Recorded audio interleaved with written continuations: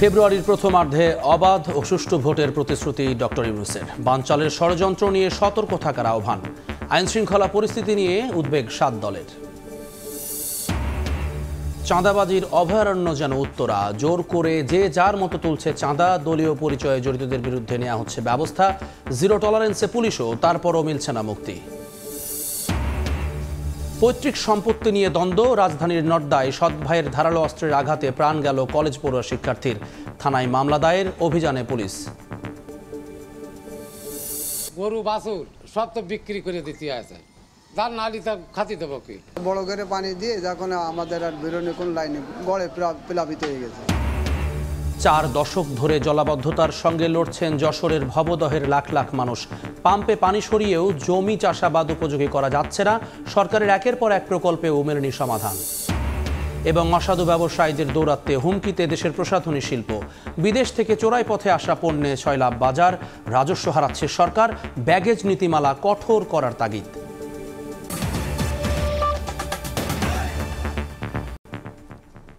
সকালের সময় সঙ্গে আছি আমি জুম্মান সাদিক জ্যাভলিন। প্রধান উপদেষ্টার সঙ্গে বৈঠকে পিআর পদ্ধতি নিয়ে ভিন্নমত জানিয়েছে ইসলামী আন্দোলন ও এলডিপি। জাতীয় পার্টিকে নিষিদ্ধের দাবি তোলে গণ অধিকার পরিষদ। আইনশৃঙ্খলা পরিস্থিতির অবনতি নির্বাচনী পরিবেশ নিয়ে অনিশ্চয়তা তৈরি করেছে বলে শঙ্কা জানায় গণসংহতি আন্দোলন। যদিও সব শঙ্কা দূরে ঠেলে ফেব্রুয়ারির প্রথমার্ধে অবাধ ও সুষ্ঠু ভোটের প্রতিশ্রুতি দিয়েছেন ডক্টর ইউনূস। সতর্ক থাকার আহ্বান জানিয়েছেন ভোট বানচালের ষড়যন্ত্রের বিরুদ্ধে। একদিনের ব্যবধানে আবারও রাজনৈতিক দলগুলোর সঙ্গে সংলাপ করলেন প্রধান উপদেষ্টা ডক্টর মোহাম্মদ ইউনূস। যমুনায় মঙ্গলবার বিকেলে শুরু হওয়া বৈঠকে অংশ নেন গণ অধিকার পরিষদ, নাগরিক ঐক্য, ইসলামী আন্দোলন, এবি পার্টি সহ 7টি দল। বৈঠকের শুরুতেই চট্টগ্রাম বিশ্ববিদ্যালয়ের সংঘর্ষ, গণ অধিকার পরিষদের সভাপতি নুরুল হক নূরের উপর হামলা সহ সামগ্রিক আইন শৃঙ্খলা পরিস্থিতি নিয়ে উদ্বেগ জানান রাজনীতিকরা। আমরা আজকে মাননীয় প্রধান উপদেষ্টা। বৈঠক শেষে এবি পার্টি ও গণসংহতি আন্দোলন জানায় আইন শৃঙ্খলা পরিস্থিতি নিয়ন্ত্রণে না এলে নির্বাচন নিয়ে শঙ্কা রয়েছে। রাজনৈতিক দলগুলোকে নিয়ে এবং সরকার এবং নির্বাচন কমিশনের প্রতিনিধিদের নিয়ে মনিটর করার জন্য একটা কমিটি গঠন করা দরকার। এই সেপ্টেম্বর মাসেই আমরা এটা দাবি করেছি। সরকারের নিয়ন্ত্রণ, দৃঢ়তা এবং সমন্বয় যদি না হয় তাহলে নির্বাচন নিয়ে যে সংশয় আমরা এখন দেখতে পাচ্ছি বিভিন্ন মহলে, এই সংশয়টা কাটবে না বলে আমরা দৃঢ়ভাবে মত প্রকাশ করেছি। পিআর পদ্ধতি নিয়ে মতবিরোধে জড়ায় ইসলামী আন্দোলন ও এলডিপি, আর গণ অধিকারের দাবি জাতীয় পার্টিকে নিষিদ্ধের। ইলেকশনটা পিআর পদ্ধতির মাধ্যমে হতে হবে এবং এর আগে সংস্কার চাই। একটা দলের মার্কার উপরে ভোট দিবেন আর নেতারা সংসদ সদস্য পাঠাবেন, এই পদ্ধতি কিন্তু আমাদের দেশের শতভাগ লোক বিশ্বাস করে না। এই পিআর পদ্ধতি আমাদের কাছে পরিচিত না। সরকারকে বলেছি আওয়ামী লীগ যে অপরাধ করেছে ঠিক একই ধরনের অপরাধ করেছে জাতীয় পার্টি এবং 14 দল। সুতরাং আওয়ামী লীগকে আপনারা যেভাবে নিষিদ্ধ করেছেন ঠিক একই প্রক্রিয়ায় জাতীয় পার্টি এবং 14 দলকে নিষিদ্ধ করতে হবে। প্রধান উপদেষ্টা অবাধ ও সুষ্ঠু নির্বাচনের প্রতিশ্রুতি দিয়েছেন জানিয়ে প্রেস সচিব বলেন, বানচালের ষড়যন্ত্র নিয়ে সবাইকে সতর্ক থাকতে হবে। প্রধান উপদেষ্টা বৈঠকে সুস্পষ্টভাবে বলেছেন নির্বাচন ফেব্রুয়ারি মানে 2026-এর ফেব্রুয়ারির প্রথমার্ধেই অনুষ্ঠিত হবে। এছাড়া চক্রান্ত মোকাবেলায় রাজনৈতিক শক্তিকে একতাবদ্ধ থাকার আহ্বান জানান প্রধান উপদেষ্টা ডক্টর মোহাম্মদ ইউনূস। নাজমুস সালেহী, সময় সংবাদ, ঢাকা। রাজধানীর উত্তরা যেন চাঁদাবাজির এক অভয়ারণ্য। চাঁদাবাজরা সীমানা নির্ধারণ করে যে যার মতো জোর করে টাকা তুলছেন, দখল করছেন কিংবা উচ্ছেদ করছেন ইচ্ছে মতো। অপরাধের প্রমাণ পেলে রাজনৈতিক দলগুলো সাংগঠনিক পদক্ষেপও নিচ্ছে। জিরো টলারেন্সের কথা বলছে পুলিশও, কিন্তু কোনো কিছুতেই কমছে না এই চাঁদাবাজি। উত্তরার বেশ কিছু স্পটে ঘুরে মাহাদি ইসলাম ধ্রুব রিপোর্ট করেছেন। ক্যামেরায় ছিলেন শাহজাহান খান এবং আমিনুল ইসলাম। 25 অগস্ট 2025 রাত 11:15 উত্তরের কামারপাড়ার এই কাপড়ের কারখানাটিতে হামলা চালায় হাসান নামের এই ব্যক্তি। তিনি স্থানীয় এক বিএনপি নেতার বাবা।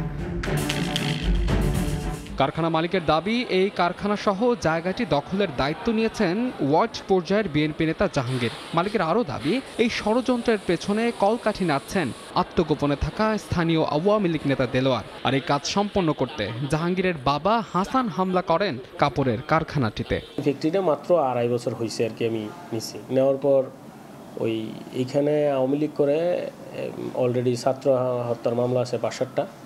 তো সেই লোক, আমার নাম হচ্ছে, তার নাম দেলোয়ার। তো সেই লোক আমার ঠেট করতেছে এক পর্যায়ে যে জমি ছেড়ে দেওয়ার জন্য। আমি ছিলাম ঢাকার বাইরে থাকা অবস্থায় সে আমার বিকেলবেলা ফোন দিল যে তুই কি এগুলা ঠিক রাখতে পারবি, মানে এক পর্যায়ে ঠেট পর্যায়ে দিয়া পরে রাত্রেবেলা সে লোক পাঠায়া, বিএমপির কিছু লোকজন পাঠায়া আমার এই ফ্যাক্টরি ভাঙচুর করেছে। তবে সব অভিযোগ অস্বীকার করেন দেলোয়ার জাহাঙ্গীর। হামলা করেন না আপনি?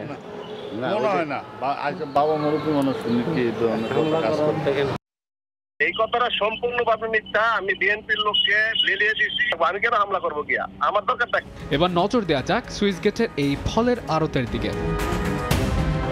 গত বছরের 5 আগস্টের পর উত্তরা 10 নম্বর সেক্টরের এই ফলের আড়তটি কয়েক দফায় দখলের চেষ্টা করেছে মিলন, মামুন সহ বেশ কয়েকজন, এবং এই ঘটনার পর তাদেরকে গ্রেফতার করা হয়। তবে এত কিছুর পরেও জেলখানা থেকে বেরিয়ে তিনি আবার এই ফলের আড়তটি দখলের জন্য বারবার চেষ্টা চালিয়ে যাচ্ছেন।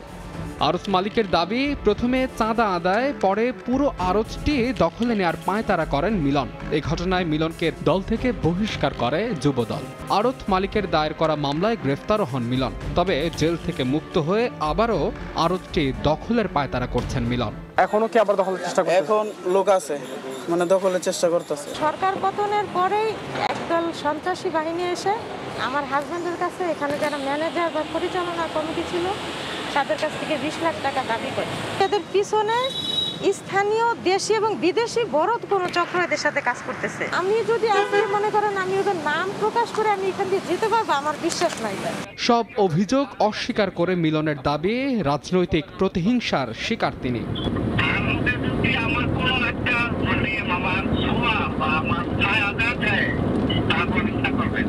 উত্তরার উত্তরখান এলাকা বাসিন্দাদের অভিযোগ, সম্প্রতি স্থানীয় বিএনপি নেতা জাহাঙ্গীর ব্যাপারী 20 লাখ টাকা চাঁদা দাবি করে তাদের কাছ থেকে। পরে চাঁদা না পেয়ে বাসায় যাতায়াতের সব পথ রীতিমতো বন্ধ করে দিয়ে ভোগান্তিতে ফেলে তাদের। এখনো চলছে সেই দশা। আমাদের কাছে চাঁদা দাবি করে, চাঁদা দিতে না পারাতে আমাদের এই যে দাওয়াল করে আমাদের আটকায় দিছে। আপনি 20 লাখ টাকা দিবেন, আর কোনো রাস্তা হইব না। আমি কইছি ভাই, আমি গরিব মানুষ, আমি 20 লাখ টাকা আপনারে কই থেকে দিব? এসব বিষয় জানতে একাধিকবার কল করা হলেও সাড়া মেলেনি জাহাঙ্গীরের। চাঁদাবাজদের বিরুদ্ধে কঠোর অবস্থানের কথা জানিয়ে পুলিশ বলছে, অপরাধের সত্যতা পেলে ব্যবস্থা নেবেন তারা। চাঁদাবাজির বিরুদ্ধে যদি আমরা সুস্পষ্ট কোনো অভিযোগ পাই তাহলে অবশ্যই কঠোর ব্যবস্থা গ্রহণ করব। আমাদের কাছে অপরাধীদের কোনো রাজনৈতিক পরিচয় মুখ্য বিষয় না, যে চাঁদাবাজি করবে বা যে কোনো অপরাধের সাথে জড়িত থাকবে তাদের বিরুদ্ধে আইনানুগ ব্যবস্থা আমরা গ্রহণ করব। এই দশা কেবল উত্তরা নয়, রাজধানীর বেশিরভাগ এলাকায় দখল এবং চাঁদাবাজি চলছে দেদারসে। উত্তরখান, দক্ষিণখান, তুরাগ সহ আশেপাশের বেশ কিছু এলাকা নিয়েই বৃহত্তর উত্তরা। এই উত্তরায় চাঁদাবাজ এবং দখলবাজরা নিজেদের মতো সীমানা নির্ধারণ করে চালাচ্ছেন দখলদারিত্ব, চাঁদাবাজি, এমনকি মাদক ব্যবসা।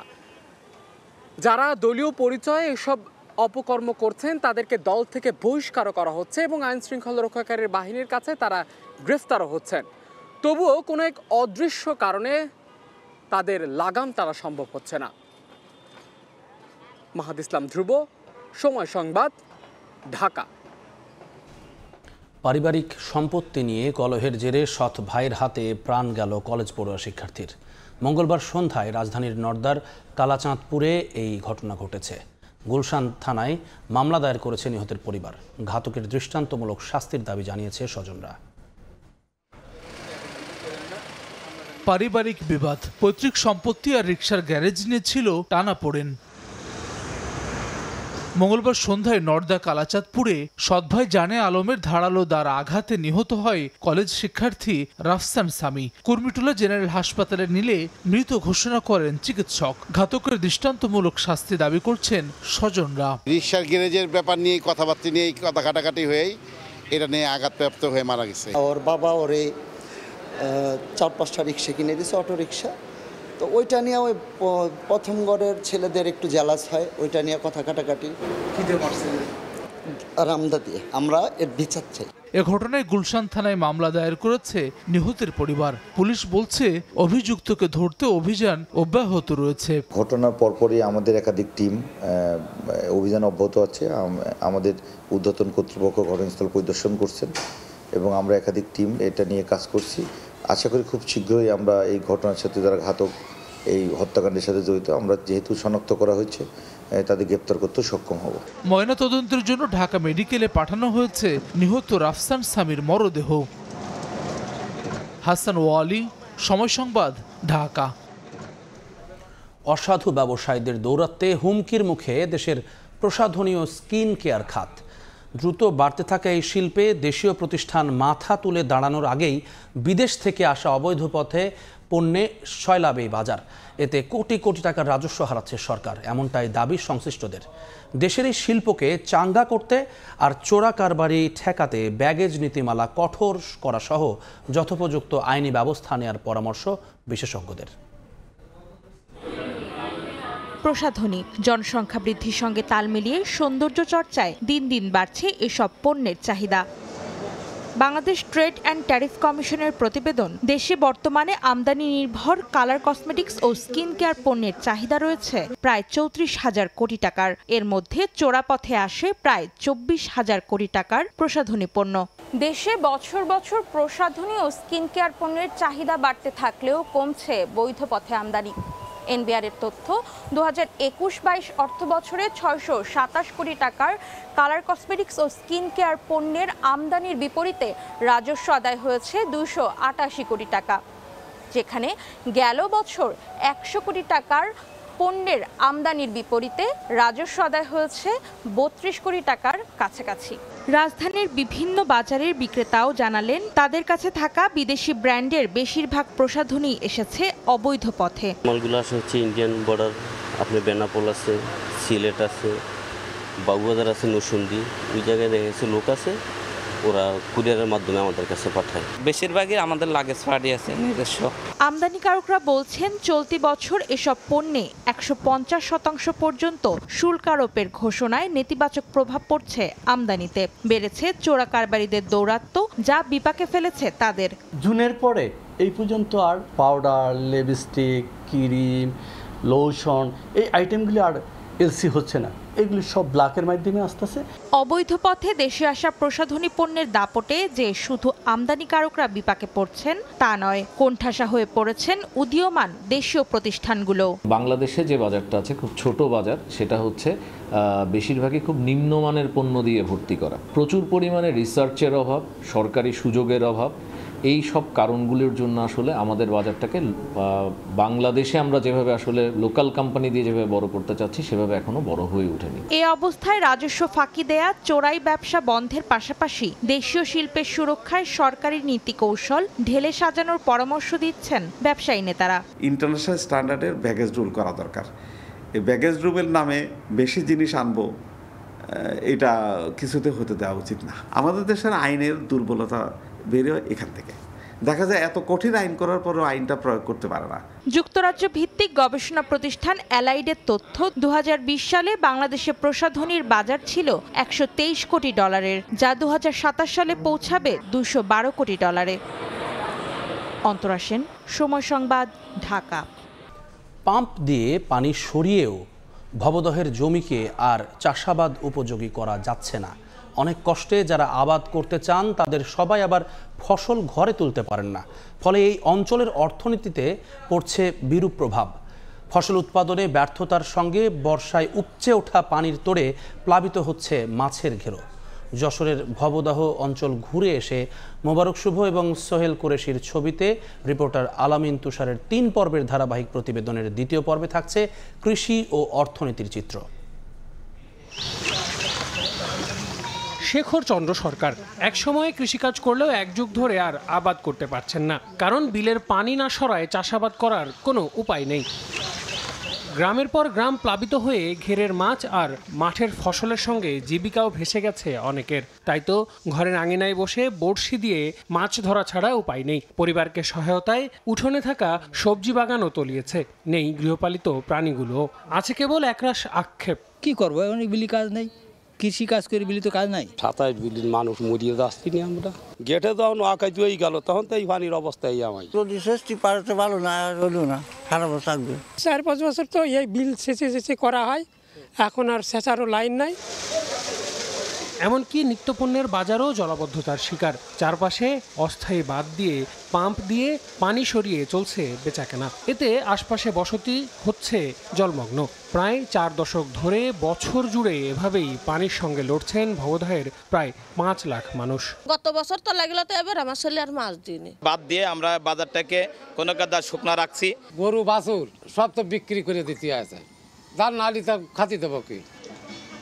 ভবদহের হাজার হাজার বাসিন্দাকে নিজের ভিটে বাড়ি পৌঁছতে এমনই সাঁকো ব্যবহার করতে হচ্ছে। একসময়ে ইটের ছোলিং দেয়া থাকলেও সেই ইটের ছোলিং দীর্ঘ জলাবদ্ধতায় ধীরে ধীরে ক্ষয়ে যাচ্ছে। আর যাতে দীর্ঘ এই ভোগান্তি তাদের যেন শেষই হচ্ছে না।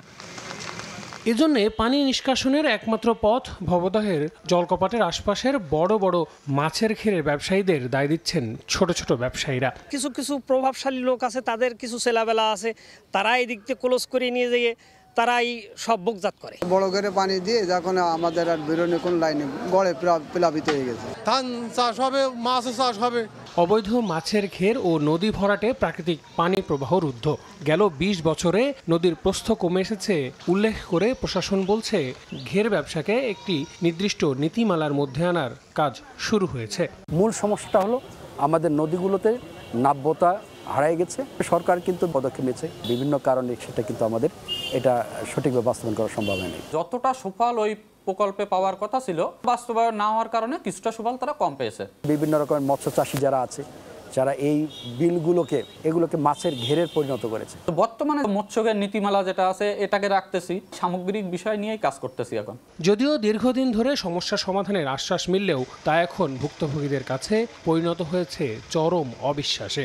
খনন না করলে পলি আনার ক্ষমতা নদীর নেই। রাজনীতি এবং ঘের ব্যবসায়ীরা 3 সমন্বয় এক হয়ে যাওয়াতে টিআরএম বন্ধ হয়ে গেছে। যারা সুবিধাবাদী তারা এই সুবিধাগুলো লুফে যাচ্ছে, ফাঁকে পড়ে সাধারণ মানুষ যারা তারা এই সুবিধাগুলো থেকে বঞ্চিত হচ্ছে। ভবদহের জলাবদ্ধতা নিরসনে 1996 থেকে 2014 পর্যন্ত 665 কোটি টাকার 5টি প্রকল্পের কাজ হলেও মেলেনি কোনো সুফল। এখন সেনাবাহিনীর তত্ত্বাবধানে 2টি প্রকল্প নিয়েছে সরকার।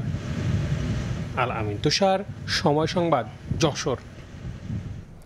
চট্টগ্রাম বিশ্ববিদ্যালয় থেকে 144 ধারা তুলে নেওয়ায় আজ থেকে ক্লাস ও পরীক্ষা কার্যক্রম শুরু হওয়ার কথা রয়েছে। চবি ক্যাম্পাসে আছেন সহকর্মী নিগার মেহেরিন রিনি, সরাসরি যাচ্ছি তার কাছে।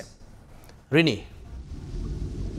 চট্টগ্রাম বিশ্ববিদ্যালয়ে আজ থেকে সব স্বাভাবিক কার্যক্রম চলতে দেখা যাচ্ছে। বিশ্ববিদ্যালয়ে যে বাস রিক্সা সেগুলো চলাচল স্বাভাবিক হয়েছে, শাটল আসছে এবং শিক্ষার্থীদের আনাগোনাও দেখা যাচ্ছে। 2 দিন পর বিশ্ববিদ্যালয়ে এই যে সবকিছু স্বাভাবিক হচ্ছে সেটি দেখা যাচ্ছে। গতকাল রাত 12টা পর্যন্ত যেই এলাকায়, যে 2 নম্বর গেট এলাকায় সংঘর্ষের ঘটনা ঘটছে, সেখানে 144 ধারা জারি ছিল, কিন্তু পরবর্তীতে আর 144 ধারা বাড়ানো হয়নি। তবে বিশ্ববিদ্যালয়ের স্ট্রাইকিং ফোর্সের যে টহল সেটি অব্যাহত রয়েছে এবং জানানো হয়েছে পরবর্তী নির্দেশনা না দেওয়া পর্যন্ত স্ট্রাইকিং ফোর্স মোতায়েন থাকবে এখানে। এদিকে বিশ্ববিদ্যালয়ে গতকাল যে 563তম জরুরি সিন্ডিকেট সভা হয়, সেই সভায় 12টি সিদ্ধান্ত গৃহীত হয়। বিশ্ববিদ্যালয়ের এখনো 4 জন শিক্ষার্থী সংকটাপন্ন অবস্থায় রয়েছে এই সংঘর্ষের ঘটনায়। চট্টগ্রাম বিশ্ববিদ্যালয় থেকে এই ছিল আমার কাছে সর্বশেষ। চট্টগ্রাম ক্যাম্পাস থেকে সরাসরি যুক্ত হয়েছিলেন সহকর্মী নিগার মেহেরিন রিনি। যশোরে 4র্থ শ্রেণীর এক শিক্ষার্থীকে ধর্ষণের অভিযোগ উঠেছে। অভয়নগর উপজেলার তালতলা এলাকায় এই ঘটনা ঘটে। এ ঘটনায় অভিযুক্ত আব্দুল মান্নান নামে এক ফেরিওয়ালাকে গ্রেফতার করেছে পুলিশ। অপরাধীর দৃষ্টান্তমূলক শাস্তি দাবি করেছেন ভুক্তভোগীর পরিবার ও স্থানীয়রা। যশোর প্রতিনিধি জুয়েল মৃধার তথ্য ও ছবি নিয়ে রিপোর্ট। প্রতিদিনের মতো সকালে বাড়ি থেকে স্কুলের উদ্দেশ্যে বের হয় 11 বছর বয়সী শিশুটি। স্কুলের সামনে পৌঁছালে শিশুটিকে ছুরি দেখিয়ে দেয়ালের পেছনে নিয়ে জোরপূর্বক ধর্ষণ করে ফেরিওয়ালা আব্দুল মান্নান। যশোরের অভয়নগর উপজেলার তালতলা এলাকায় এই ঘটনা ঘটে। স্বজনরা জানান, বিকালে স্কুল থেকে বাসায় ফিরে অসুস্থ হয়ে পড়ে শিশুটি। পরে সে তার মাকে ঘটনাটি জানায়। অবস্থার অবনতি হলে প্রথমে শিশুটিকে উপজেলা স্বাস্থ্য কমপ্লেক্সে ভর্তি করা হয়। পরে দায়িত্বরত চিকিৎসক প্রাথমিক চিকিৎসা দিয়ে যশোর জেনারেল হাসপাতালে স্থানান্তর করেন। মেয়েটাকে আমরা জরুরি চিকিৎসা সেবা দিয়ে যশোর সদর হাসপাতালের ওয়ান স্টপ সার্ভিসে পরবর্তী চিকিৎসার জন্য এবং অন্যান্য পরীক্ষা নিরীক্ষার জন্য আমরা তাকে প্রেরণ করি। পুলিশ জানায়, খবর পেয়ে তাৎক্ষণিকভাবে অভিযান চালিয়ে ধর্ষক আব্দুল মান্নানকে গ্রেপ্তার করা হয়। পুলিশ সুপার মহোদয়ের নির্দেশক্রমে টিমকে আমি ঘটনাস্থলে প্রেরণ করে আসামিকে গ্রেপ্তার করতে সমর্থ হই। পরবর্তী আইনগত ব্যবস্থা গ্রহণ প্রক্রিয়াধীন আছে। অভিযুক্তদের দৃষ্টান্তমূলক শাস্তির দাবি জানিয়েছেন শিশুটির স্বজন ও স্থানীয়রা। এখন প্রশাসন যদি আমাদেরকে বলে যে আমরা দেখতেছি, আমরা দেখব, কি করবে প্রশাসন? এখান থেকে নিয়ে কোর্টে ট্রান্সফার করতে পারে, কোর্টের থেকে জেলখানায় প্রেরণ করতে পারে, কিন্তু এইসব লোকজন পৃথিবীতে বেঁচে থাকার কোনো প্রয়োজনই হয় না। এটা একটা সমাজের নিন্দনীয় এবং নিকৃষ্ট কাজ। অ্যাজ অভিভাবক হিসেবে এর সর্বোচ্চ বিচার আমরা দাবি করি। ধর্ষক আব্দুল মান্নান যশোরের কেশবপুর উপজেলার বাসিন্দা। সে স্কুলের সামনে আচার বিক্রি করত এবং অভয়নগরের গুয়াখোলা এলাকায় একটি বাসায় ভাড়া থাকত। সময় সংবাদ, যশোর। রাজশাহী বিভাগের সবকটি জেলায় জমি সংক্রান্ত প্রায় প্রতিটি দেওয়ানি মামলা চলছে 2 থেকে 3 দশকেরও বেশি সময় ধরে। বছরের পর বছর ধরে মামলা চালাতে গিয়ে অনেক বিচার প্রার্থী হয়েছেন নিঃস্ব। রাষ্ট্রপক্ষের কৌশলীরা জানান, বিচারক স্বল্পতা ও অবকাঠামোগত উন্নয়ন সহ আইনি কয়েকটি ধাপ পেরিয়ে জমি সংক্রান্ত মামলার বিচার কাজ শুরু হওয়ায় বাড়ছে মামলার জট। এতে ভোগান্তিতে পড়ছেন বিচার প্রার্থীরা। বিস্তারিত সাইফুর রহমান রকির রিপোর্টে। 5 বিঘা জমি নিয়ে বিরোধের জেরে রাজশাহীর বাগমারা মধুপুর গ্রামের আজিমুদ্দিন মাস্টার 27 বছর আগে আদালতে মামলা করেন। 3 বছর আগে তিনি মারা যাওয়ায় তার ছেলে ফজলুর রহমান ঘুরছেন আদালতের বারান্দায়। বাদী বিবাদী ও সাক্ষীদের অনেকেই মারা যাওয়ায় এখনও নিষ্পত্তি হয়নি মামলাটি। রাজশাহীর বিভিন্ন আদালতে চলমান 1 লাখেরও বেশি জমি সংক্রান্ত দেওয়ানি মামলার দীর্ঘসূত্রিতার কারণে চরম ভোগান্তিতে বিচার প্রার্থীরা। এদিকে একই অবস্থা নওগাঁর মান্দা উপজেলার বাসিন্দা রঞ্জিত মণ্ডলেরও। 1 বিঘা জমি প্রতিবেশীরা দখল করে নেয়ায় 27 বছর ধরে আদালতে মামলা চালাতে গিয়ে সর্বশান্ত তিনি। মামলা নিষ্পত্তি না হওয়ায় আলিমুদ্দিনও ঘুরছেন 2 দশকেরও বেশি সময় ধরে। এছাড়া বগুড়া ও নাটোরে প্রতিদিনই আদালত চত্বরে ঘুরে ঘুরে ক্লান্ত বিচার প্রার্থীরা। এই মামলা করছে আমার বাবা মারা গেছে, আমার ছোট ভাই করছো, আমার ছোট ভাই মরে গেছে, আমার চাচাতো ভাই করতো, চাচাতো ভাই মরে গেছে। আমি 22 সাল থেকে এসে এই মামলার ভিতরে জড়িত হয়েছি। এখন পর্যন্ত মামলার কোনো রায় পাই না। ভাড়া দিয়েছিলাম, বাবা মরার পর তারা অস্বীকার করেছে যে আমরা কিনেছি। 3-4 বছরের মধ্যে শেষ হয়ে গেলে মামলাটা ভালো হতো। অনেকগুলো হাত বদল হয়ে গেছে বাদীর, তবু মামলাটা শেষ হচ্ছে না। শুধু আমরা একটা জিনিস পাচ্ছি, তারিখ। আইনজীবীরা বলেন, মামলা দায়েরের পর বিবাদী ও ওয়ারিসদের কাছে সমন জারির নোটিশ পাঠাতে 1.5 থেকে 2 বছর সময় লাগে। এছাড়া আইনি কয়েকটি ধাপ পেরিয়ে জমি সংক্রান্ত মামলার বিচার প্রক্রিয়া শুরু হয়। তাই আদালতে বাড়ছে মামলার জট। অনেক টাইমে আমাদের সিভিল মামলাগুলো সাক্ষী স্টেজে একটা সাক্ষীতে অনেক সময়ের প্রয়োজন হয়। একটা মামলা যখন জাজমেন্টের ওই সময়তে অনেক বিচারক বদলি হয়ে যায়, তখন নতুন যে বিচারক আসে সে সময়তে আবার তাকে বুঝতে হয়। এই বুঝতে যেয়ে অনেক সময় চলে যায়। রাষ্ট্রপক্ষের কৌশলীরা জানান, অবকাঠামো উন্নয়নের পাশাপাশি বিচারক সংকট দূর হলে কমে আসবে জমি সংক্রান্ত মামলার জট। সার্ভিস প্রক্রিয়াতে যদি আমাদের নতুনত্ব কিছু আনা যায়, স্বল্প সময়ের ভিতরে এই নোটিশ জারির প্রক্রিয়াটা যদি করা যায়, তাইলে পরে কেসটা আগিয়ে যাবে। জজের পরিমাণ আছে অপ্রতুল, মামলার পরিমাণ বেশি, কোর্টের এজলাস নেই, কোর্টের ওইভাবে সাপোর্ট নেই, ব্যস্ত কোর্টগুলোতে ওই কম্পিউটার টাইপ করার লোক নেই। এইগুলি যদি দেওয়া যায় তাহলে কিন্তু অনেকটা কমেই আসবে। সংশ্লিষ্টরা জানান, বিভাগের 8 জেলায় জমি সংক্রান্ত 5 লাখেরও বেশি মামলা বিচারাধীন। সাইফুর রহমান রকি, সময় সংবাদ, রাজশাহী। সকালের সময় আরও থাকছে। 5.5 মাত্রার ভূমিকম্পে আবারও কেঁপে উঠল আফগানিস্তান। মৃত বেড়ে 1400, আহত 3000-এর বেশি। পর্যাপ্ত সহায়তা না পাওয়ায় উদ্ধার অভিযানে হিমশিম অবস্থা। ওষুধের দাম বেড়েছে প্রকারভেদে 50 থেকে 80% পর্যন্ত। আর এই বাড়তি দামের সুযোগে নওগাঁর বিভিন্ন ফার্মেসি সয়লাভ হয়েছে মানহীন ও ভেজাল ওষুধে। মাঝে মধ্যে অভিযান চালানো হলেও বন্ধ হচ্ছে না এই কারবার। ভুক্তভোগীরা বলছেন এতে অর্থনৈতিক ক্ষতির পাশাপাশি বাড়ছে গুরুতর স্বাস্থ্য ঝুঁকি। তবে স্বাস্থ্য বিভাগ জানিয়েছে জীবন রক্ষাকারী ওষুধ নিয়ে অসাধু ব্যবসা করলে কাউকে ছাড় দেয়া হবে না। বিস্তারিত এমআর রকি রিপোর্টে। দোকানের গ্যালারিতে থরে থরে সাজানো জীবন রক্ষাকারী ঔষধ। বাইরে থেকে বোঝার উপায় নেই কোনটা আসল আর কোনটা নকল। চিকিৎসকের দেওয়া প্রেসক্রিপশন হাতে নিয়ে রোগীরা ছুটে আসছেন এসব ফার্মেসিতে। কিন্তু অধিক মুনাফার লোভে ব্যবসায়ীরা কৌশলে ক্রেতাদের হাতে তুলে দিচ্ছেন মানহীন ও ভেজাল ঔষধ। বাজারে ওষুধের দাম বেড়েছে প্রকারভেদে 80 থেকে 100% পর্যন্ত।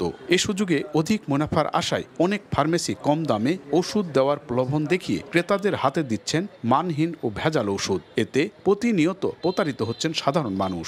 তাদের ব্যবসায়ী স্বার্থে তারা এই দোকানগুলোতে মানহীন ওষুধ চমক লাগানো ফাইল দিয়ে তারা বিক্রি করছে। ওষুধের দামও প্রচুর বেশি হয়েছে, কিনতে তো আমাদের একেবারে হিমশিম। আগে জোর করে অনেকগুলো ওষুধ লিখে দেয়, রোগীরা এই বিষয়গুলো নিয়ে বারবারই ভোগান্তি হয়। সম্প্রতি নওগাঁ জেলা স্বাস্থ্য বিভাগ ও ঔষধ প্রশাসন একাধিক ফার্মেসিতে অভিযান চালায়। এ সময় বিপুল পরিমাণ ভেজাল ও মানহীন ওষুধ জব্দ করা হয়। ঔষধ যাতে সঠিকভাবে সংরক্ষিত হয়, তাপমাত্রা সঠিকভাবে সংরক্ষিত থাকে, সেইগুলো নজর রেখে যেন ড্রাগ সুপার এগুলোকে সুপারভিশন করে। ফার্মেসিগুলো লাইসেন্স নেই, তাদেরকে আমরা রেগুলার মামলা দিচ্ছি এবং আমাদের মোবাইল কোর্টে মামলা অব্যাহত আছে। অধিক মুনাফার আশায় জীবন রক্ষাকারী ওষুধের বাজারকে নষ্ট করছে কিছু অসাধু কারবারি। সমিতি থেকে তাদের বাদ দেওয়ার হুঁশিয়ারি দিয়েছেন কেমিস্ট অ্যান্ড ড্রাগিস্ট সমিতির নেতা। সংস্কার করে যদি প্রয়োজনীয় ব্যবস্থা না নেওয়া হয় তাহলে আগামীতে এটা আরো ঝুঁকিপূর্ণের মধ্যে চলে যাবে। গত আগস্টে 4টি অভিযানে 99,000 টাকা জরিমানা করে ঔষধ প্রশাসন। ঔষধ প্রশাসনের তথ্যমতে জেলায় 4,800 ফার্মেসি রয়েছে, যার মধ্যে নিবন্ধন রয়েছে 2,700। মানহীন ও ভেজাল ওষুধের বিরুদ্ধে প্রশাসনের শক্ত নজরদারি ছাড়াও সচেতনতার তাগিদ দিচ্ছে বিশিষ্টজনরা। এমআর রকি, সময় সংবাদ, নওগাঁ। বগুড়ায় সিএনজি পাম্প থেকে সিলিন্ডারে গ্যাস ভরে শিল্প কারখানাগুলোতে বিক্রি করছে একটি অসাধু চক্র। আইন অনুযায়ী যা একেবারে অবৈধ। ফায়ার সার্ভিস বলছে এই ধরনের কাজ অত্যন্ত ঝুঁকিপূর্ণ, ঘটতে পারে বড় ধরনের দুর্ঘটনা। জড়িতদের বিরুদ্ধে ব্যবস্থা নেওয়ার আশ্বাস দিলেন জেলা প্রশাসক। শাহাদুল ইসলামের ছবিতে আব্দুল আওয়ালের রিপোর্ট। রাত 2টা বগুড়া সিএনজি ফিলিং স্টেশন থেকে গ্যাস পাচারের দৃশ্য এটি। প্রথম দেখায় বোঝার উপায় নেই বিশেষ কায়দায় বানানো কার্গো গাড়িতে 50 থেকে 100 এলপিজি সিলিন্ডারে গ্যাস রিফিল করা হচ্ছে। জ্বালানির চাহিদা মেটাতে যানবাহনের গ্যাসের বড় একটি অংশ ব্যবহার হচ্ছে উৎপাদন কাজে। গভীর রাতে সময় সংবাদের ক্যামেরায় ধরা পড়ে এই গ্যাস পাচারের দৃশ্য। প্রতি রাতেই সদর ও শাহজাহানপুর উপজেলার ঢাকা রংপুর মহাসড়কের পাশে সিএনজি স্টেশনগুলো থেকে কাভার্ড ভ্যানে করে সিলিন্ডারে গ্যাস রিফিল করে বিভিন্ন স্থানে পাচার করছে একটি চক্র। প্রতি কাভার্ড ভ্যানে এলপিজি সিলিন্ডারগুলোতে 50,000 থেকে 1 লাখ টাকা সমমূল্যের গ্যাস ভরানো হয়। ক্যামেরায় উপস্থিতি টের পেয়ে সটকে পড়ার চেষ্টা করেন চক্রের সদস্যরা। ভাই, আপনি গাড়ি থেকে করে গ্যাস কেন নিচ্ছিলেন? গাড়ি চালক না ভাই, আমি গাড়িতে গ্যাস নিচ্ছিলেন, আপনি তো গাড়ি চালক না তো। আমি এখানে সিএনজিতে সাপ্লাই করা হয়। আগেস পাম্পে দেয়, মেহরা পাম্পে দেয়, আরো বিভিন্ন পাম্পে দেয়। এ নিয়ে পশ্চিমাঞ্চল গ্যাস কোম্পানি লিমিটেডের একাধিক কর্মকর্তার সঙ্গে যোগাযোগের চেষ্টা করা হলেও তাদের পাওয়া যায়নি। তবে ফায়ার সার্ভিস বলছে এ ধরনের কাজ ঝুঁকিপূর্ণ। অভিযানের আশ্বাস দিলেন জেলা প্রশাসক। যদি এটা হয়ে থাকে তো নিঃসন্দেহে এটা অবৈধ কাজ। যারা পরিবহন করে বা যারা সাপ্লাই করে এটা অপরাধ। আমরা যে স্পেসিফিক সময় বললেন যে রাতের বেলা এটি হয়, এটা আমরা এখানে অভিযান পরিচালনা করব এবং আইন অনুযায়ী ব্যবস্থা নেব।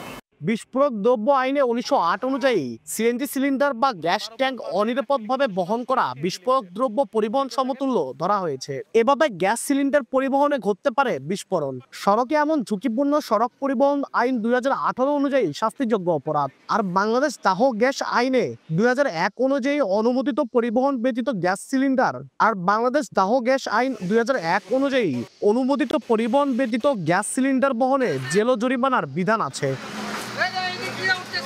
আব্দুল আওয়াল, সময় সংবাদ, বগুড়া। সিরাজগঞ্জের শহরে ব্যাংক ও ব্যবসায় প্রতিষ্ঠানের নিরাপত্তার পাশাপাশি অপরাধ নিয়ন্ত্রণে জেলা পুলিশের উদ্যোগে স্থাপিত সিসিটিভি ক্যামেরাগুলো বিকল দীর্ঘদিন ধরে। এতে বেড়েছে চুরি ছিনতাইয়ের ঘটনা। নিরাপত্তায় ক্যামেরাগুলো পুনরস্থাপনের দাবি ব্যবসায়ী ও স্থানীয়দের। আর পুলিশ বলছে দ্রুত শহরের গুরুত্বপূর্ণ পয়েন্টগুলোতে চালু করা হবে এই সিসিটিভি ক্যামেরা। রিঙ্কু কুণ্ডুর রিপোর্ট, ছবি তুলেছেন অমৃত সেন। সিরাজগঞ্জ শহরের আইন শৃঙ্খলা পরিস্থিতি নিয়ন্ত্রণের পাশাপাশি অপরাধীদের শনাক্তকরণে 2021 সালে পুরো শহরকে ক্লোজ সার্কিট ক্যামেরার আওতায় আনে জেলা পুলিশ। গুরুত্ব বিবেচনায় শহরের 65টি পয়েন্টে 100টি সিসিটিভি ক্যামেরা সম্বলিত একটি কন্ট্রোল রুম স্থাপন করা হয়, যা জেলা পুলিশ সুপারের কার্যালয় থেকে মনিটরিং করা হতো। কিন্তু সঠিক পর্যবেক্ষণ ও রক্ষণাবেক্ষণের অভাবে নষ্ট হয়ে গেছে অনেক ক্যামেরা। অনেক স্থানে ক্যামেরার বক্স থাকলে কোনোটিতে ক্যামেরা নেই। আর এই সুযোগে শহরে বেড়েছে অপরাধ প্রবণতা। প্রায় সব রাস্তায় বাসাবাড়ি কিংবা ব্যবসা প্রতিষ্ঠানে ছোট বড় চুরি ছিনতাইয়ের ঘটনা ঘটছে। ইভটিজিং সহ কিশোর গ্যাংয়ের উৎপাত বাড়লেও অপরাধীকে শনাক্ত করা যাচ্ছে না। জননিরাপত্তার স্বার্থে পুনরায় সিসিটিভি ক্যামেরা স্থাপনের দাবি ব্যবসায়ী সহ শহরবাসীর।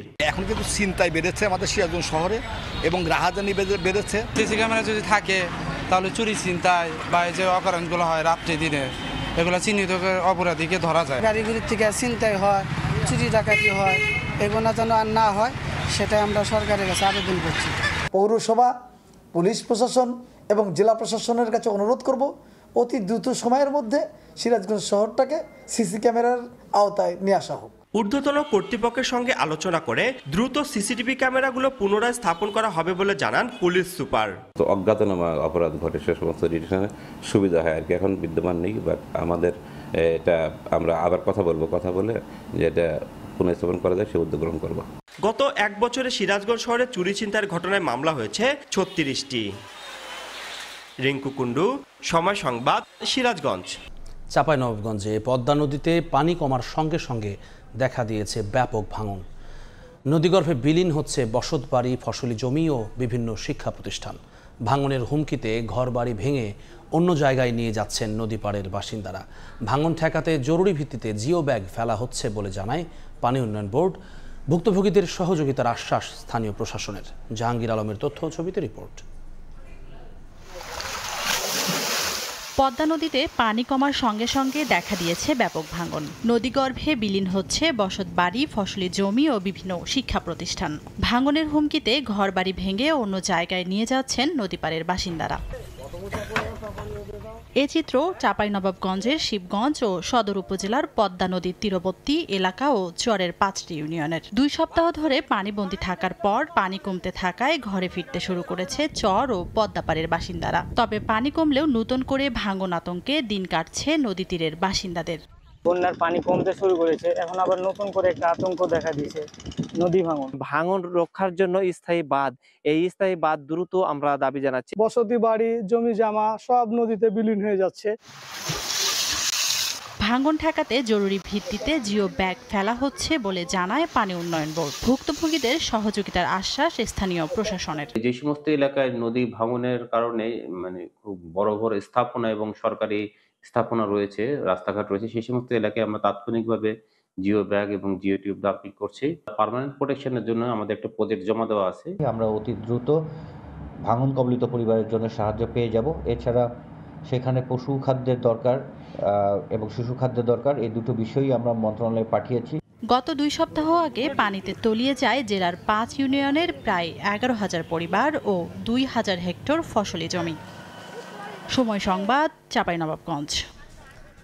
রাজধানী সহ সারা দেশে বেড়েছে গরমের তীব্রতা। বাতাসে জলীয় বাষ্পের উপস্থিতি বেশি থাকায় বাইরে বের হলেই ঘামছে শরীর। আবহাওয়া অফিস বলছে সাগরে সৃষ্ট লঘুচাপ ও মৌসুমি বায়ুর প্রভাবেই এমন পরিস্থিতি। তবে শিগগিরই বৃষ্টি হলে কমে আসবে তাপমাত্রা। কয়েকদিন ধরে ঢাকাসহ দেশের বিভিন্ন স্থানে কড়া রোদের দাপট, বাতাসে আর্দ্রতার পরিমাণও বেশি। প্রচণ্ড গরমে নাজেহাল হচ্ছে মানুষ। সেপ্টেম্বরের প্রথম দিনেই দেশের সর্বোচ্চ তাপমাত্রা ছিল 38 ডিগ্রি সেলসিয়াস, ঢাকায় ছিল 37 ডিগ্রি সেলসিয়াস। মঙ্গলবার গরমের দাপট কিছুটা কমলেও অস্বস্তি দূর হয়নি নগরবাসীর। গরমে অসুস্থ, জ্বর হয়ে যায়, বেশি ভাড়া মারা যায় না, ঠিক আছে। বেশি দূরে এই একটা খ্যাপ দিলে পরে 10-15 মিনিট জিরাইতে হয়। এমন অবস্থা মনে হয় যে গলা শুকিয়ে যায়, তারপরে মনে হয় শরীর ক্লান্তি বোধ করে, ভাড়া মারতে পারে না। এই যে সারা শরীর কামাইয়া গেছে। আমি মূলত দেশের বাইরে থাকি, কিন্তু আসছি আজকে 2 দিন। এর ভিতরে অসুস্থ হয়ে গেছি আমি প্রায়। আবহাওয়া অফিস বলছে উত্তর পশ্চিম বঙ্গোপসাগরে তৈরি হয়েছে লঘুচাপ, সঙ্গে মৌসুমী বায়ুর সক্রিয়। এর প্রভাবে উপকূল সহ দেশের বেশিরভাগ এলাকায় বৃষ্টিপাত হয়ে কমে আসবে তাপমাত্রা। আগামী 24 ঘন্টা খুলনা, বরিশাল, চট্টগ্রাম এবং সিলেট বিভাগের অধিকাংশ জায়গায় এবং রংপুর, রাজশাহী, ঢাকা, ময়মনসিংহ বিভাগের কিছু কিছু জায়গায় বৃষ্টিপাতের সম্ভাবনা আছে। এর প্রভাবে দেখা যাবে যে উপকূলীয় এলাকায় টেম্পারেচারটা অনেকটাই কমে আসবে। তবে ভারী বৃষ্টির সম্ভাবনা কম বলে জানিয়েছে আবহাওয়া অফিস। স্বপন আহমেদ, সময় সংবাদ, ঢাকা।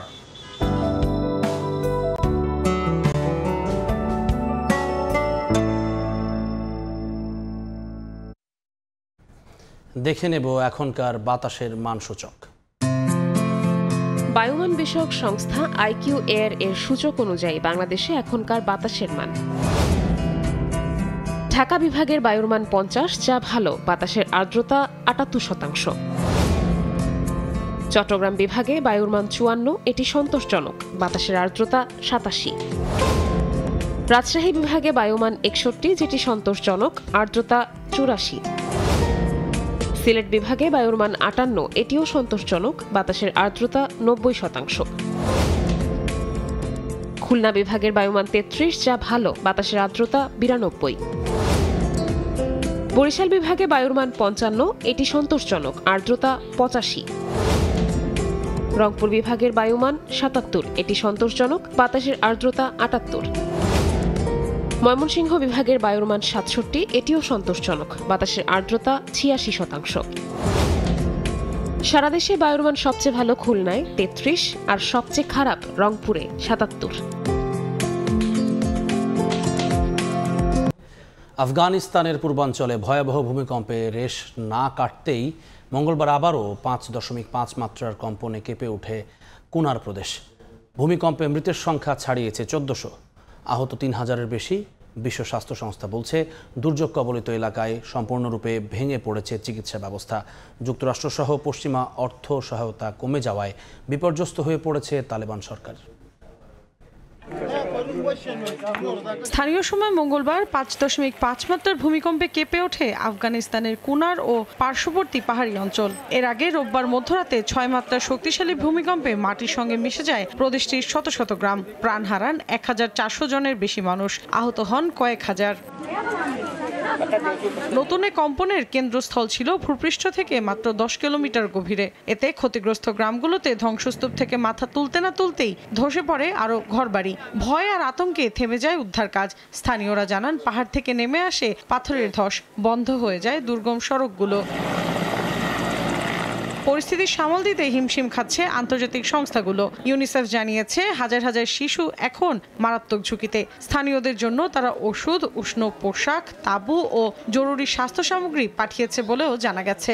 বিশ্ব স্বাস্থ্য সংস্থা বলছে দুর্যোগ কবলিত এলাকায় এখন চিকিৎসা ব্যবস্থা সম্পূর্ণ ভেঙে পড়েছে। সেভ দ্য চিলড্রেন সতর্ক করে বলেছে, সময়ের সঙ্গে পাল্লা দিয়ে বাড়তে পারে মৃত্যুর মিছিল। বিশুদ্ধ পানির অভাব, খাদ্য সংকট ও আশ্রয়হীনতায় তৈরি হতে পারে নতুন মানবিক বিপর্যয়।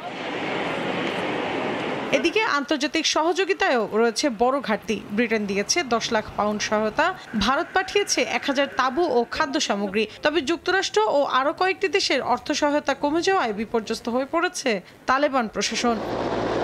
মৌসুমী সাথী, সময় সংবাদ। ফ্রান্সের একটি হোটেলে এলোপাতাড়ি ছুরিকাঘাতের ঘটনা ঘটেছে। এতে ওই হোটেলের ম্যানেজার সহ অন্তত 5 জন আহত হয়েছেন। পরে পুলিশের গুলিতে হামলাকারী নিহত হন। ওই ব্যক্তি তিউনিশিয়ার নাগরিক বলে জানিয়েছে দেশটির নিরাপত্তা বাহিনী। স্থানীয় সময় মঙ্গলবার দুপুর 2:45 ফ্রান্সের দক্ষিণাঞ্চলীয় মার্সেই শহরে এই হামলার ঘটনা ঘটে। শহরটির প্রসিকিউটর জানান, তিউনিশিয়ান ওই ব্যক্তি 2টি ছুরি ও একটি ক্রোবার দিয়ে হামলা চালান। আহতদের মধ্যে একজনের অবস্থা গুরুতর। হামলাকারী ফ্রান্সের বৈধ অভিবাসী ছিলেন। তবে ভাড়া পরিশোধ না করায় হোটেল থেকে জোর করে বের করে দেয়ায় ক্ষিপ্ত হয়ে ওই ব্যক্তি হামলা চালান বলে জানান প্রসিকিউটর। সিলেটে সিরিজ জয়ের পর এবার হোয়াইট ওয়াশের সুযোগ। তৃতীয় ও শেষ টি-20তে নেদারল্যান্ডসের মুখোমুখি হবে বাংলাদেশ। এই ম্যাচে একাদশে বেশ কিছু পরিবর্তন নিয়ে নামতে পারে লিটনরা। ম্যাচটি মাঠে গড়াবে সন্ধ্যা 6টায়। সিলেটে ফুরফুরে মেজাজে ক্রিকেটাররা টানা 3 সিরিজ জয়ে আত্মবিশ্বাস বেড়েছে। পারিপার্শ্বিক চাপ কম থাকায় একটু ঘোরাঘুরি করাই যায়। টিম হোটেলেও উৎসব মুখর পরিবেশ। কেক কেটে শামীম পাটোয়ারির জন্মদিন পালন করেছেন সতীর্থরা। সিরিজের ফলাফলের হিসেবে শেষ ম্যাচটা স্রেফ নিয়ম রক্ষার। নেদারল্যান্ডসের বিপক্ষে প্রথম 2 ম্যাচে মাঠে একচ্ছত্র আধিপত্য ছিল বাংলাদেশের। টাইগাররা ছিলেন শিকারী আর ডাচরা হয়েছেন শিকার। লাক্কাচুরায় শেষটাও রাঙাতে চান লিটনরা। এশিয়া কাপের আগে অনেক হিসেব নিকেশ আছে কোচিং প্যানেলের। শেষ ম্যাচটায় জয়ই মুখ্য ব্যাপার হওয়ার কথা নয়। প্রথম 2 টি-20তে একাদশে না থাকা ক্রিকেটারদের এবার গেম টাইম দেওয়ার সুযোগ নিশ্চয়ই হারাতে চাইবে না টিম ম্যানেজমেন্ট। শেষ টি-20তে মাঠে নামার অপেক্ষায় থাকবেন সাইফুদ্দিন, নুরুল হাসান সোহান ও শামীম পাটোয়ারি। 16 সদস্যের স্কোয়াডে থাকা এই 3 ক্রিকেটারের খেলা হয়নি এখনও। এশিয়া কাপের আগে প্রতিযোগিতামূলক ম্যাচ খেলার অভিজ্ঞতা কাজে লাগতে পারে সংযুক্ত আরব আমিরাতের মেগা ইভেন্টে। প্রতিপক্ষ হিসেবে নেদারল্যান্ডস অত শক্তিশালী নয়। এমন দলের বিপক্ষে জয়ে কিছু আসে যায় না। 2 ম্যাচেই স্বাগতিকদের অ্যাপ্রোচ মনোপুত হয়নি। টস জিতে কেন ফিল্ডিং নেওয়া হলো, কেন এশিয়া কাপের মতো ইভেন্টে যাওয়ার আগে অপেক্ষাকৃত দুর্বল প্রতিপক্ষের সঙ্গে সিরিজ আয়োজন, এমন নানা প্রশ্ন আলোচনা চারিদিকে। যদিও সেসব নিয়ে নাকি মাথা ঘামাতে চায় না দল। 2 ম্যাচে মিডল বা লোয়ার মিডল অর্ডার সুযোগ পায়নি ব্যাটিংয়ের। প্রথমটায় 8 আর দ্বিতীয়টায় 9 উইকেটে জিতেছে টাইগাররা। তৃতীয় ম্যাচে বাকিদের ব্যাটিংও দেখার অপেক্ষায় থাকবেন দর্শকরা। নন্দিত পাওয়ার হিটিং কোচ জুলিয়ান উডের অধীনে এটাই হতে যাচ্ছে শেষ ম্যাচ। প্রো ভেলোসিটি ব্যাট পদ্ধতি সহ শটের রেঞ্জ বাড়াতে তার টেকনিকগুলো কতটুকু আয়ত্ত করতে পারলেন ব্যাটাররা, সেটাও দেখার অপেক্ষায় থাকবেন সবাই। মাকসুম আলম খান, সময় সংবাদ। এ পর্যায়ে শীর্ষ সংবাদগুলো জানিয়ে দিচ্ছি আরেকবার। ফেব্রুয়ারির প্রথমার্ধে অবাধ ও সুষ্ঠু ভোটের প্রতিশ্রুতি ডক্টর ইউনূসের। বানচালের ষড়যন্ত্র নিয়ে সতর্ক থাকার আহ্বান। আইন শৃঙ্খলা পরিস্থিতি নিয়ে উদ্বেগ 7 দলের। চাঁদাবাজির অভয়ারণ্য যেন উত্তরা। জোর করে যে যার মতো তুলছেন চাঁদা। দলীয় পরিচয়ে জড়িতদের বিরুদ্ধে নেওয়া হচ্ছে ব্যবস্থা। জিরো টলারেন্সে পুলিশও, তারপরও মিলছে না মুক্তি। এবং পৈতৃক সম্পত্তি নিয়ে দ্বন্দ্ব। রাজধানীর নর্দায় সৎ ভাইয়ের ধারালো অস্ত্রের আঘাতে প্রাণ গেল কলেজ পড়ুয়া শিক্ষার্থীর। থানায় মামলা দায়ের, অভিযানে পুলিশ।